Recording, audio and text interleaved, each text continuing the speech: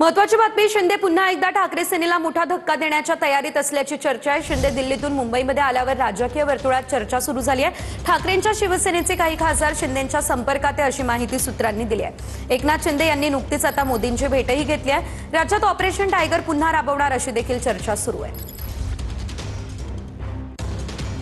तर उपमुख्यमंत्री शिंदेंनी मंगळवारी पंतप्रधान नरेंद्र मोदी यांची भेट घेतली। राज्यात ऑपरेशन टायगर पुन्हा राबवलं जाणार अशी चर्चा त्यामुळे आता सुरू झालेली आहे।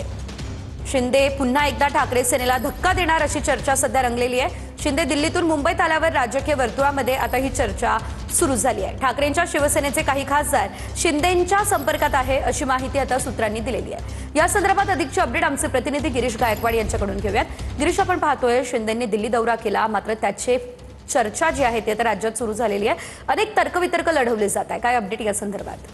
नक्कीच आपण पाहतोय की नुकताच महाराष्ट्राचे उपमुख्यमंत्री एकनाथ शिंदे यांनी दिल्ली वारी केली, त्या ठिकाणी पंतप्रधानांची भेट घेतली, इतर महत्त्वाच्या नेत्यांची भेट घेतली आणि पुन्हा एकदा आता शिवसेनेकडून ऑपरेशन टायगर राबवलं जाणार असल्याची माहिती सूत्रांकडून मिळते। 4 ते 5 खासदार आहेत जे शिंदे सेनेमध्ये प्रवेश करण्यासाठी सकारात्मक असल्याचं बोललं जात आहे आणि त्यामुळे ठाकरे सेनेकडून शिवसेनेच्या संपर्कात आलेल्या खासदारांची जी माहिती आहे ती सुद्धा वरिष्ठ नेतृत्वाला देण्यात आल्याची माहिती जी आहे ती आता समोर येते आणि या खासदारांना शिंदे शिवसेनेत प्रवेश घेण्यासंदर्भात काही कायदेशीर अडथळे येणार आहेत का आणि काही तरतुदी आहेत का याबद्दल देखील सकारात्मक चर्चा झाल्याची माहिती आहे। त्यामुळे योग्य वेळ ठरवून उद्धव ठाकरे यांच्या शिवसेनेला आता एकनाथ शिंदे यांच्या शिवसेनेकडून धक्का दिला जाईल, ऑपरेशन टायगर राबवलं जाईल अशी माहिती सूत्रांकडून मिळते। त्यामुळे खासदार आता कधीपर्यंत शिवसेनेमध्ये प्रवेश करणार आहेत पाहणं महत्त्वाचं ठरणार आहे।